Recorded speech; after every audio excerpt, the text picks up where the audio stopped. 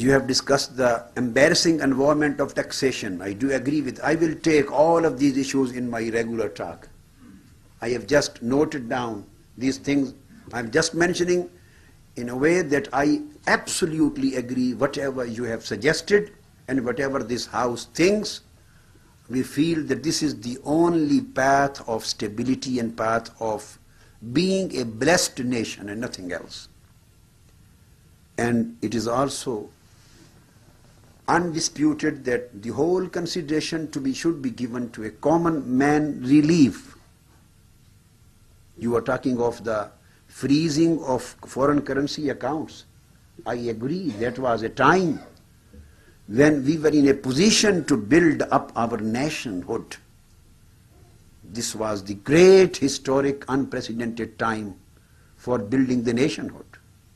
And I agree with you, when we were freezing our foreign currency account, Indian government was issuing foreign currency, was floating foreign currency bonds. We were freezing the foreign currency accounts for everyone. And on the other side, Indian government was issuing the foreign currency bonds. And through those bonds, India was successful to construct and build up nationhood. And definitely India got more than $4 billion to $5 billion out of this floating these bonds. We would have done lot of benefit, got lot of benefit if our way of thinking was different. I agree with all of these things now, but I think instead of now discussing what has been happening here and what were the reasons of our economy being crippled, what were the factors, the political factors, the revengeful politics of our country, unstable government policies, and the major thing, our corruption culture based on our economic corruption and political corruption. Instead of mentioning and discussing and analyzing these reasons, I would prefer to spend my time, whatever is available to me, just to place my and my party's economic agenda positively before you, to tell what I have in my mind to give to my nation if by blessing of Almighty Allah we come into power. I will just concentrate on the positive aspect, on the future, in relating the matters with our present situation. First of all, I will just mention some things in general. To rebuild our economy, to reconstruct, to revive and revitalize it, we need, as I have already mentioned, we need investment on each and every sector. And investment and industry particularly needs certain conditions, prerequisites, certain assurances, whether this is a domestic investor or he is a foreigner. He just wants peace and security in the country before he invests his money. We have been lacking peace and security. So this is the economic agenda now I am putting before you, your good and honorable House, economic agenda of Pakistan Awami Tehreek, what we want to do and what are the basic outlines on which we are thinking to bring here. So our foremost and prime attention should be on restoration of the environment, of an atmosphere of peace and security. Secondly, investor needs, which we want to concentrate on, stable, continuing and constitutionally guaranteed policies. I agree with this thing. I don't know whether the Honorable Chairman of the Lahore Chamber of Commerce and Industry has stolen my ideas which I had kept in book of my mind, or I don't know what was the main source of communication between us. I don't know. It was a telepathy. Identical thing. Voice of the heart.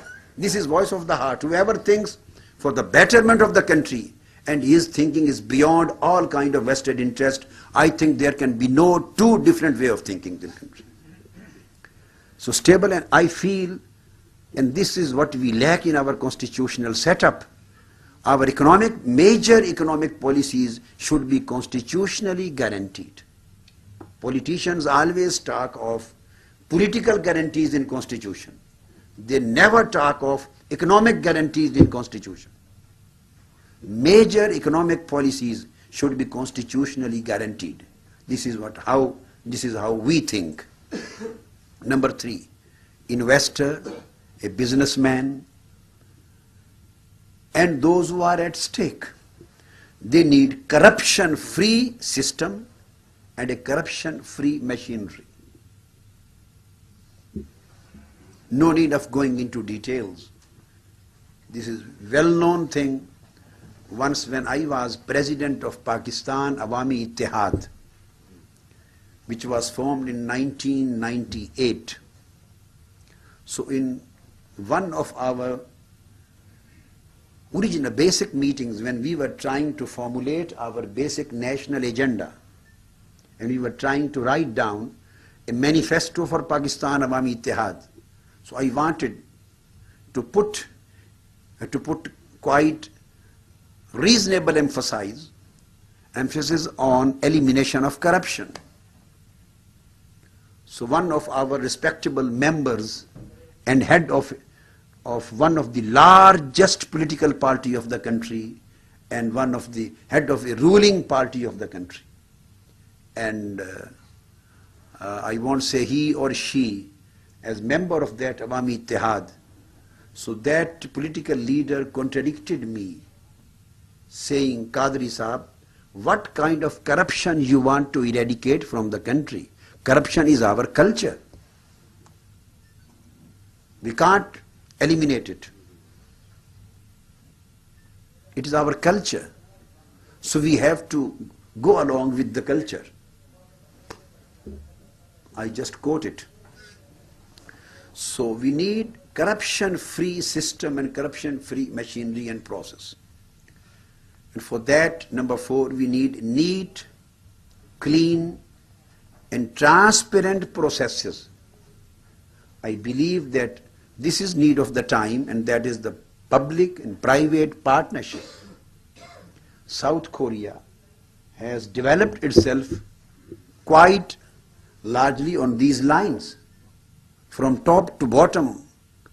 Each and every aspect, whether dealing with the macroeconomic aspects or microeconomic levels, they are concentrating on public-private partnership, and through this process they are achieving the target and destiny of elimination of corruption, and they are trying to bring the corruption up to 0 level of tolerance. And this process of public-private partnership has helped a lot in achieving this particular destination, target. Number 5, investment encouraging environment is need of the time. We need an environment which should be investment encouraging and honoring of international treaties and agreements. And last point here, number 7, is that we should ensure the better profits and better perspectives of interests. These are the basic needs or basic prerequisites or assurances which an investor, whether in the field of agriculture or in the field of trade or in the field of industry, inland or foreign side, every investor requires these things to be ensured as a prerequisite. We have never paid any kind of serious attention on providing these kind of conditions to our economic environment. Second thing, these are related with the same aspects, that there are some wheels of market economy, and these wheels need to be greased.